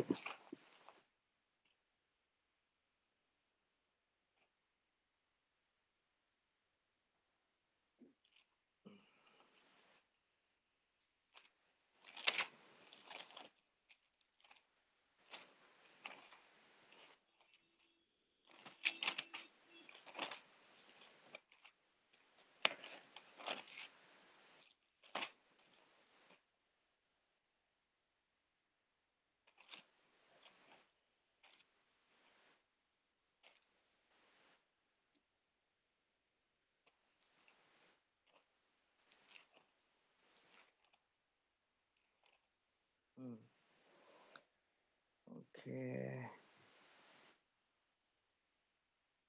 లూకాసు వార్త 3వ అధ్యాయము. లూకాసు వార్త 3వ అధ్యాయము. 3వ అధ్యాయము. ఓకే, 9 నుంచి చూద్దాం. చాలా జాగ్రత్త. ఉద్యోగం చేసేవారికి దేవుడిచ్చిన బెస్ట్ సలహా. వీళ్ళు ఎవరైనా ఉద్యోగస్తులు ఉంటే ఇప్పుడే గొడ్డలి చెట్ల వేరున ఉంచబడి ఉన్నది గనుక మంచి ఫలము ఫలించని ప్రతి చెట్టును నరకబడి అగ్నిలో వేయబడినని చెప్పాను. అందుకు జనులు, అలాగైతే మేమేమి చేయవలనని అతనిని అడుగగా, అతడు 2 అంగీలు గలవాడు ఏమీ లేనివానికి ఇవ్వవలననియు, ఆహారం గలవాడును అలాగే చేయవలననియు వారితో చెప్పెను. సుంకరులను బాప్తిస్తం పొంద బోధకుడా, మేమేమి చేయవలనని అతనిని అడుగగా, అతడు మీకు నిర్ణయింపబడిన దాని కంటే ఎక్కువ తీసుకునవద్దని వారితో చెప్పెను. సైనికులను మేమేమి చేయవలనని అతనిని అడిగిరి. అందుకు అతడు, ఎవరిని బాధ పెట్టకయు, ఎవని మీదను అపనింద వేయకయు, మీ జీతంతో తృప్తి పొంది ఉండుడని వారితో చెప్పాను. సైనికులు అంటే ఎవరు? సైనికులు, ఉద్యోగస్తులు, పోలీసులు. వాళ్ళు వచ్చి అంటున్నారు, సైనికులను అంటే మేమేమి చేయవలని అతన్ని అడిగిరి. అందుకు అతడు, ఎవరిని బాధ పెట్టకయు, ఎవని మీద అపనింద వేయకయు, మీ జీతములతో తృప్తి పొందుడని వారితో చెప్పాను. ఉద్యోగస్తులతో దేవుడు మాట్లాడే మాట, జీతములతో తృప్తి పొందాలి కానీ లంచాలతో కాదు. గుర్తుపెట్టుకోండి, ఉద్యోగస్తులకు దేవుడిచ్చే సలహా ఏంటంటే ఏముంది అక్కడ? అందరు చదవాలి, ఇట్లాంటి మాటలు చదవాలి. అసలుకి ఇవే జీవితాన్ని మార్చేటువంటి మాటలు. సైనికులను మేమేమి చేయవలని అతన్ని అడిగిరి. అందుకు అతడు, ఎవనిని బాధ పెట్టకయు, ఎవని మీద అపనింద వేయకయు, మీ జీతములతో తృప్తి పొంది ఉండుడని వారితో చెప్పాను. ఉద్యోగస్తులు ఎంతమంది జీతంతో తృప్తి పొందుతున్నారు? దేవుడు ఉద్యోగస్తులకు ఒకే ఒక కమాండ్ ఇచ్చాడు. ఏంటో తెలుసా? మీ జీతాలతో మీరు తృప్తి పొందుడి. ఇప్పుడు దీని ప్రకారం ఎంతమంది ఉద్యోగస్తులు తమ జీతములతో తృప్తి పొందుతున్నారు? ఎంతమంది? వచ్చే జీతం చాలక ఏం చేస్తున్నారు? లంచం మీద లంచం మీద లంచం మీద లంచం మీద తీసుకుంటూ ఏమవుతుందంటే దేవుని ఎదుట దోషులుగా మారిపోతారు. అపోస్తుల కార్యములో ఒక రాజు పౌలు దగ్గరే లంచం పాస్టర్ గారి దగ్గరే లంచాన్ని ఆశించాడంట. ఆలోచించండి, ఈ రోజుల్లో కూడా కొంతమంది పాస్టర్ దగ్గర కూడా లంచాన్ని ఆశిస్తారు. ఇదిగా బైబిల్ తెలుసు కదా, లంచం కోసం ఆశించాడంట. ఈ వ్యక్తి ఎంత దరిద్రుడు అంటే ఆలోచించండి. ఒక ఖైదీ దగ్గర. అపోస్తుల కార్యములు అంటే ఎందుకు దేవుడు ఎన్ని రాసిస్తాడంటే దేవుడు ఎన్నిటిని చూస్తున్నాడు. అది ఎన్ని రాయని అవసరం లేదు, కానీ దేవుడు చెప్పే మాట అంటే ఇవి నాకు ఇష్టం లేదు. అది దేవుడు ఎంత మంచోడంటే దేవునికి ఇష్టమైన ఏంటో దేవునికి ఇష్టం లేంటో కూడా చెప్తున్నాడు. అది బైబిల్ అంటే దేవుని మనస్సు, బైబిల్ అంటే దేవుని హృదయం. బైబిల్ చదివితే నువ్వు దేవుని మనసు నీకు తెలుస్తుంది. బైబిల్ చదివితే దేవుని హృదయం ఏంటో నీకు తెలుస్తుంది. అందుకే మనం చదవాలి. చూడండి, అపోస్తుల కార్యములు 24వ అధ్యాయము.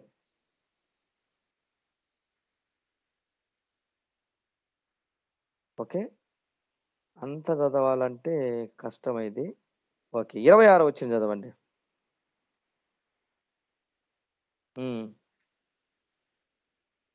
తరువాత ఉమ్, పౌలు వలన తనకు ద్రవ్యము ఉమ్, దొరుకునని ఆశించి మాటి మాటికి అతనిని పిలిపించి అతనితో సంభాషణ చేయుచుండెను.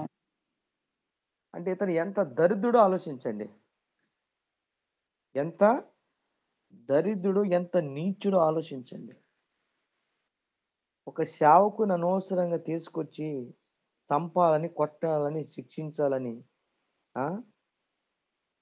తీసుకొచ్చి జైల్లో వేస్తే ఇతను ఏం చేస్తున్నంట, తరువాత పౌలు వలన తనకు ద్రవ్యము దొరుకునని ఆశించి మాటి మాటికి. అపోస్తుల దగ్గర డబ్బులు ఉన్నాయనుకుంటున్నావా? నిజమైన సేవకుడు ఎప్పుడైనా గుర్తుపెట్టుకోండి, ఒక గుర్తు ఏంటంటే అతని దగ్గర ఆత్మలే ఉంటాయి. నిజమైన సేవకుడు ధనాన్ని సంపాదించేవాడు కాదు, ధనాన్ని దేవుని కోసం ఖర్చు చేసేవాడు.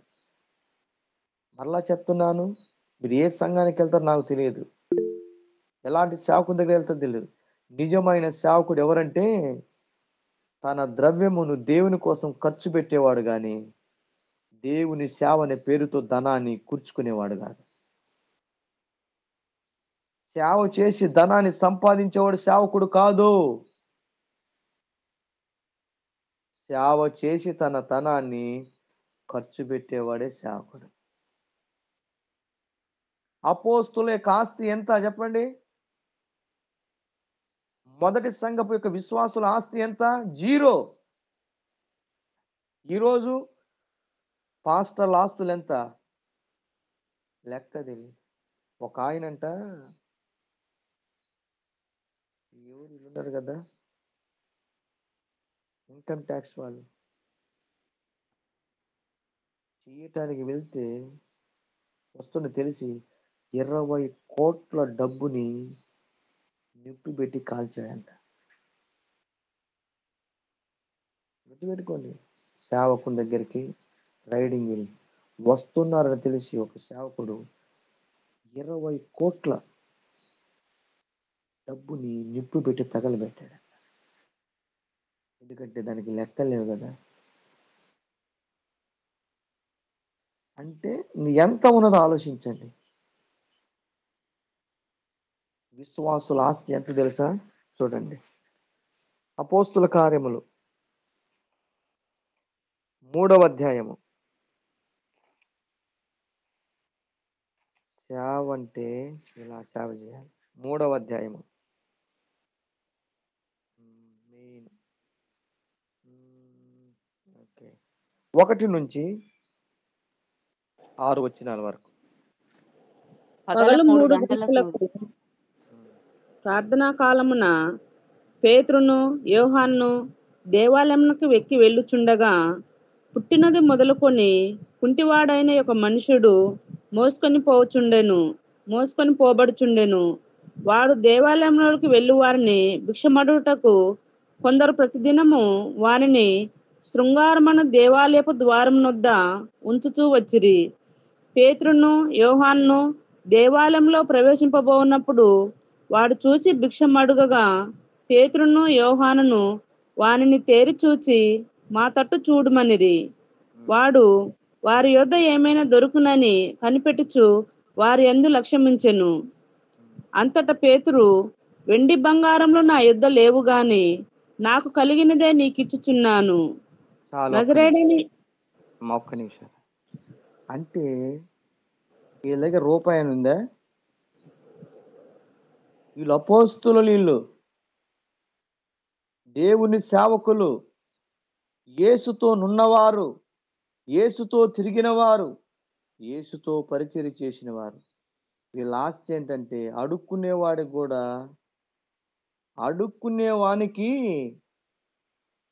డబ్బులు ఇవ్వటానికి ఏమీ లేవంట. సరే, అప్పడిగే వాడికి తీసేయి. వీళ్ళ దగ్గర అప్పులు అడిగేవాడికి అప్పు ఇవ్వటానికి లేదు, ఆఖరికి అడుక్కునేవాడికి కూడా ఇవ్వటానికి కూడా లేదంట. అడుక్కున్న వాడికే డబ్బులు ఇవ్వలేనప్పుడు అప్పడిగే వారికి ఏమిస్తారు చెప్పండి? జాగ్రత్త, సీరియస్. బైబిల్ చదివితే ఆ ప్లేసులో మనం ఉండి చదవాలి, ఆ ప్లేసులో మనల్ని పెట్టుకొని చదవాలి. ఒక మాట అంటున్నాను, అప్పు అడిగేవాడికే అప్పు ఇవ్వటానికి స్తోమత లేదు. అప్పులోడంటే తీసేయి. అడుక్కునేవాడు మహా అంటే ఎంత? రూపాయి అడుగుతాడు, 2 రూపాయలు అడుగుతాడు. అంటే ఈ రోజు కొంతమంది ఎక్కువ ఇంతకుముందు అంటే పావలు ఇచ్చినా తీసుకునేవాడు. అది మన టైంలోనే రూపాయలు ఇచ్చాం. ఇంకా ఆ టైంలో 22 సంవత్సరాలు 2000 సంవత్సరాల క్రితం అప్పుడు ఎంత ఆలోచించండి, ఇంకా తక్కువే. కానీ వీళ్ళ దగ్గర అడుక్కునే వానికి కూడా డబ్బులు ఇవ్వటానికి స్తోమత లేదు. డైరెక్ట్గా అంటున్నాడు ఏమని? పేతురు వాడి భిక్షమడి వాడు ఏం చేసిండంట? పుట్టిన మొదలుకొని కుంటివాడి యొక్క మనుష్యుడు మోసుకొని పోతుండెను. వాడు దేవాలయములోనికి వెళ్ళు వారిని భిక్షమడుటకు కొందరు ప్రతిదినము వాని శృంగారమును దేవాలయపు ద్వారం వద్ద ఉంచుచూ వచ్చిరి. పేతురు యోహానులను దేవాలయము ప్రవేశింపబోచున్నప్పుడు వాడు చూసి భిక్షమడుగగా, అసలు ఆ మాట చూడండి, పేతురు యోహానును వానిని తేరి చూసి మా తట్టు చూడమనిరి. వారి యొద్ద ఏమైనా దొరుకునని కనిపెట్టుచు వారి యందు లక్ష్యముంచెను. అమ్మయ్య, వీళ్ళేంది అడక్క ముందే మమ్మ చూడమంటున్నారు. కాబట్టి ఏదో ఒకటి ఈరోజు నాకు మంచిగా ఇస్తారు, సంతోషం, ఇంటికి వెళ్తాను అనుకున్నాడు. కానీ ఏమైంది తెలుసా? ఆ మాట గుండె జారిపోయింది. ఏమన్నా తెలుసా? అంతటా పేతురు, వెండి బంగారములు మా యొద్ద లేవు గాని, ఒక మాట అంతవరకు అంత ఏమి, వెండి లేదు బంగారం. ఈరోజు ఎంతమంది మాట సేవకులు చెప్పగలుగుతారు? ధనం విషయంలో పరిశుద్ధంగా ఉండటం అంటే అది. కానీ ఆ రోజుల్లో వీళ్ళకి చాలా మంది కానుకలు ఇచ్చారు. మరి ఏమైపోయినాయి తెలుసా? చూడండి, టమాటో తెలియదు. ఓకే, 43 వచ్చిన 44 చదవండి. 2:44, 45.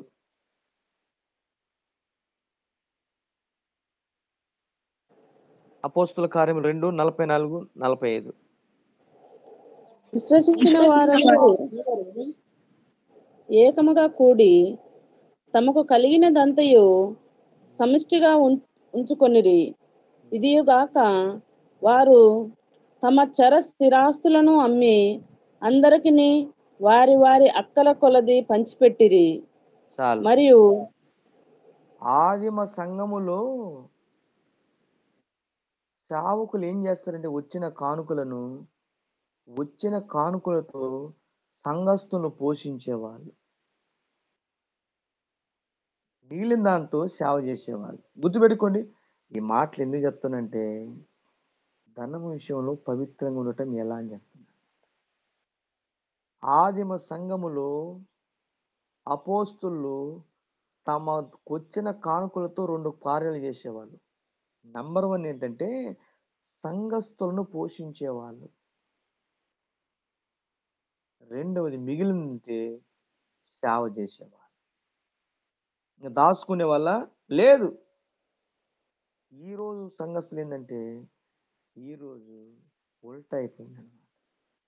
ఆ రోజు అపోస్తులు విశ్వాసులను వచ్చిన కానుకలతో పోషించి మిగిలిన దాంతో సేవ చేసేవాళ్ళు.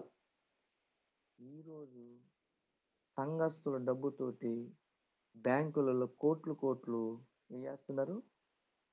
జమ చేసుకొని విశ్వాసులను ఆకలితో చంపుతున్నారు. ఆదిమ సంఘములో విశ్వాసులందరూ తృప్తిగా భోజనం చేసేవాళ్ళు. సేవకులు విశ్వాసులు పోషించేవాళ్ళు. కానీ ఈరోజు విశ్వాసులు పీక్కు తినే వాళ్ళు అయిపోయారు. విశ్వాసులను పీక్కు. మీరు బైబిల్ అంతా చదవండి. అపోస్తలు విశ్వాసులు పోషించారు కానీ వారిని పీక్కు తిన్నారు. పౌలేమన్నాడు, మీ వెండి నేను బంగారం ఎప్పుడు ఆశించానా? ఎవరిద నేను తీసుకున్నానా? నిజమైన సేవకుని యొక్క గుర్తు ఏంటంటే సేవకుడు అనగా విశ్వాసులు పోషించేవాడు కానీ విశ్వాసుల్ని ఆశించి దోచుకునేవాడు కాదు. రెండవది చెప్తున్నాను, విశ్వాసులు కూడా గుడ్డోళ్ళు అయిపోయారు. ఎంత గుడ్డోళ్ళు అంటే వీళ్ళు డబల్ గుడ్డోళ్ళు అనాలి. ఇప్పుడు మీరు ఎక్కడికన్నా వెళ్తారు, విజయవాడ వెళ్తారు అనుకో, వెళ్ళేసరికి ఒకటైంది, ఇంటికి పోయేసరికి మళ్ళీ ఆ నుంచి మీరు సాయంత్రం అయింది. మధ్యాహ్నం భోజనం ఎక్కడ చేయాలి?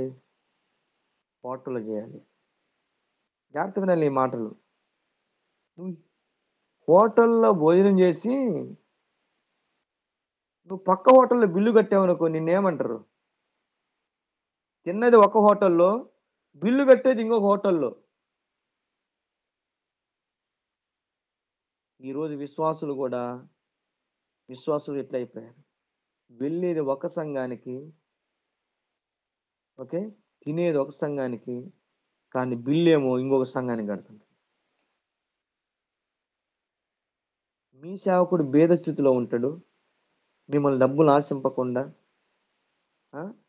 కష్టపడుతూ, సరైనటువంటి బట్టలు లేకపోతే, సరైన గృహం లేకపోవచ్చు, కానీ మీకోసం కష్టపడుతుంది. కొన్నిసార్లు మీరేం చేస్తారంటే సూటు బూటు ఉన్న దగ్గరికి వెళ్ళి తినేదేమో ఎక్కడ, వాక్యం తినేది ఎక్కడ, బిల్లు కట్టేదేమో ఎక్కడో కడతారు. ఇది అన్యాయంగా మాట చెప్తున్నాను. అలా చేయుట విశ్వాసం మీదకి శాపం వస్తుంది.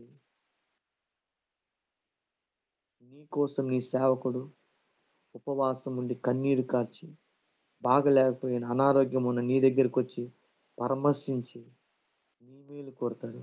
కానీ నువ్వు ఎక్కడ ఇస్తున్నావు? తినేది ఒక చోట, కట్టేది ఒక చోట. తినేది ఒక చోట, కట్టేది ఒక చోట. ఆలోచించండి. అది నీకు ఆశీర్వాదం కాదు. ఆశీర్వాదం ఎంత మాత్రం కానే కాదు. కాబట్టి నేను ముగిస్తున్నాను. ఇది చెప్పాలంటే చాలా విషయాలు ఉన్నవి. ఎన్ని కూడా దేవుడు మాటలు అన్నమాట, ఎన్ని సొంత మాటలు కాదు. కాబట్టి ద్రవ్యమును ఎప్పుడు కూడా మనము, డబ్బును ఎప్పటికి కూడా మనం అన్యాయంగా సంపాదించకూడదు. వీలుంటే వచ్చే వారం ఇంకొన్ని చూద్దాం ధనం గురించి. ఏ ధనం తినాలి అనేది. ఒకటి, డబ్బుతో వడ్డీ వ్యాపారం ద్వారా సంపాదించే ధనము మీకు శాపాన్ని తెస్తున్నది.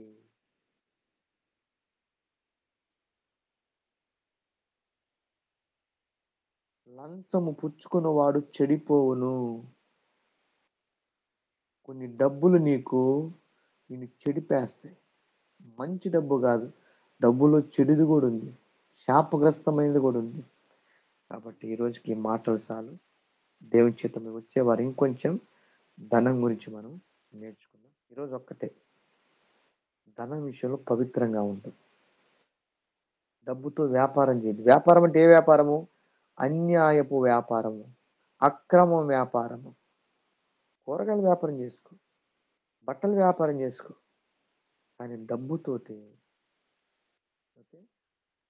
వడ్డీ వ్యాపారాన్ని చేయొద్దు. ఎందుకంటే దేవుడు అంటున్నాడు నాకు ఇష్టం లేదంట. దేవునికి ఇష్టం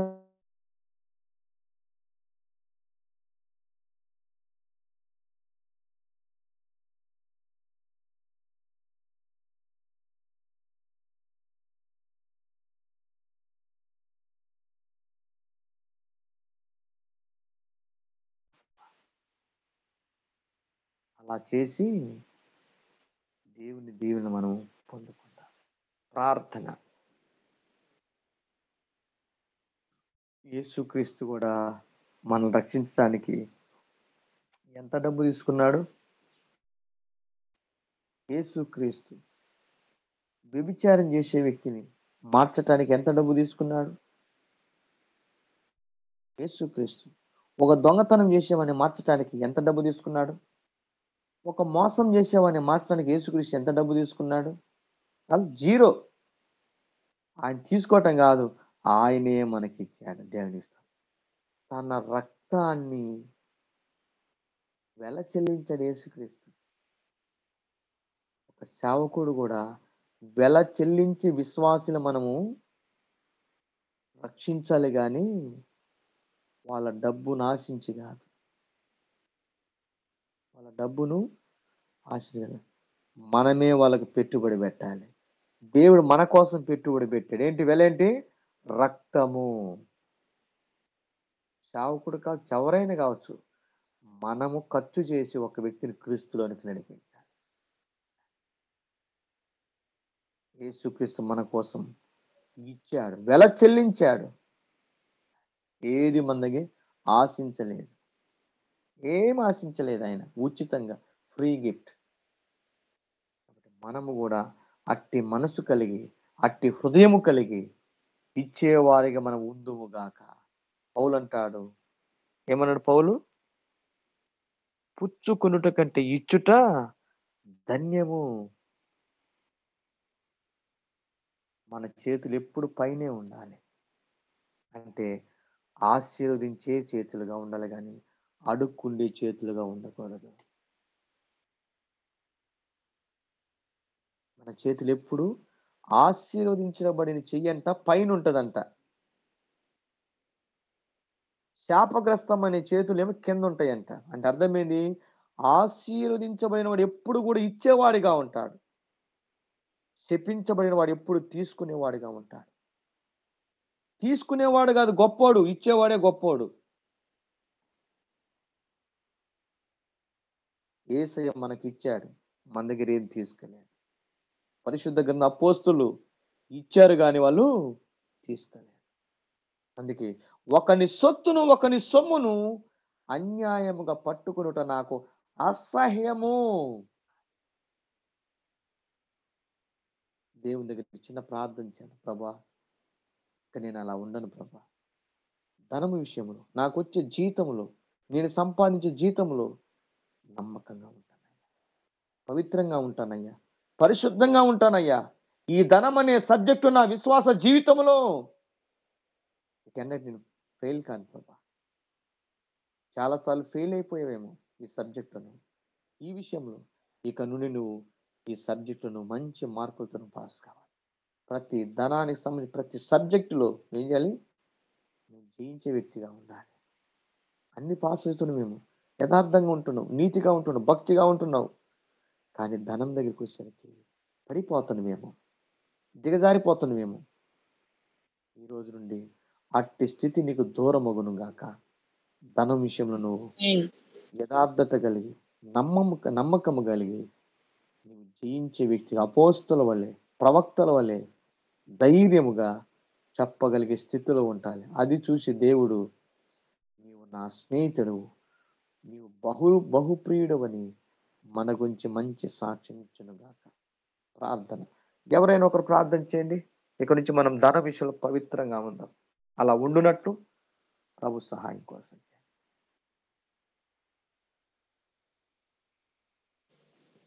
స్తోత్రములు స్తోత్రములు స్తోత్రములైన మహాపరిశుద్ధుడా, మహోన్నతుడా, సర్వోన్నతుడా, అయ్యా నీకు లెక్కలేని స్థుతులు స్తోత్రములు ప్రభా.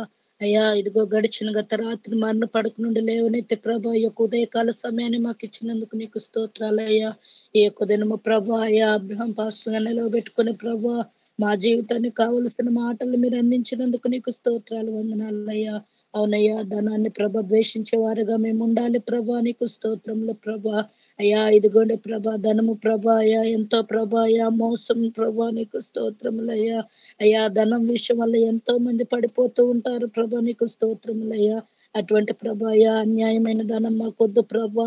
అయ్యా ఇదిగోండి ప్రభా మీ చేత నియమించబడిన ప్రభా అయ్యా ధనవంతులుగా మేము మార్చబడాలి కానీ ప్రభా అయ్యా అన్యాయపు ప్రభా సిరి మాకొద్దు ప్రభా, నీకు స్తోత్రముల వందనాలు ప్రభా. అదే విధముగా ప్రభా అయ్యా ఇదిగో ధనమును ద్వేషించిన ప్రభ కొంతమంది ప్రభ భక్తులు మా మధ్య మీరు ఉంచినారు కదా ప్రభా. అబ్రహాము ప్రభా ధనమును ప్రభ అయ్యా ఇదిగోండి ప్రభా నూలు పోగును కూడా ప్రభ ఆశించలేదు కదా ప్రభ, నీకు స్తోత్రములు ప్రభ. అయ్యా ఇదిగోండి ప్రభ ఎలిషా ప్రభ అయ్యా తన బహుమతిని కూడా ప్రభ అంగీకరించలేదు కదా ప్రభ, నీకు స్తోత్రములు ప్రభ. అయ్యా దానియేలు ప్రభ అలాగనే సమయలు ప్రభ పౌలు ప్రభ ఈ విధముగా అనేకమైన ప్రభ అయ్యా బిడ్డలు ఇంకెంతో మంది ఉన్నారు ప్రభ అయ్యా. అయ్యా ఇదిగో మా పితరులు ఆధారము చేసుకొని ప్రభ మేము కూడా ప్రభ అయ్యా ఇదిగోండి ప్రభ అయ్యా ధనాన్ని ద్వేషించే వారముగా మేము ఉండాలి ప్రభ, నీకు స్తోత్రములు వందనాలు ప్రభ. అయ్యా ఇదిగో యథార్థ ప్రవక్తను కలిగి ప్రభ నీతిని అనుసరించు ప్రభ ఎల్లప్పుడు ప్రభ నిజము పలికే వారముగా ప్రభ మేము మార్చబడటకు మీరు సహాయము చేయండి అయ్యా. అయ్యా మరి అలాగనే ప్రభ అయ్యా వాక్యం అందించిన సేవకుల కుటుంబాన్ని మీరు జ్ఞాపకము చేసుకోండి ప్రభా. మంచి ఆరోగ్యంతో బలముతో ప్రభా అయ్యా శక్తితో జ్ఞానముతో నింపి సహాయము చేయండి అయ్యా. అయ్యా ఇంకా అనేకమైన ప్రభాయ వాక్యాలు ప్రభాయ చెప్పుటకు మీరు కృపనివ్వండి అయ్యా. వెళ్తున్న ప్రయాణంలో క్షేమాన్ని ఇవ్వండి ప్రభా. అయ్యా ఇగో సురక్షితంగా గమ్యానికి చేర్చండి ప్రభా. అయ్యా మరలా వచ్చేంత వరకు మీ కృప తోడుగా ఉంచి సహాయము చేయండి అయ్యా. మరి అలాగనే ప్రభా ఈ యొక్క జూమ్ లో పాల్గొందిన ప్రతి బిడ్డ కుటుంబాన్ని కూడా మీరు జ్ఞాపకము చేసుకోండి ప్రభా.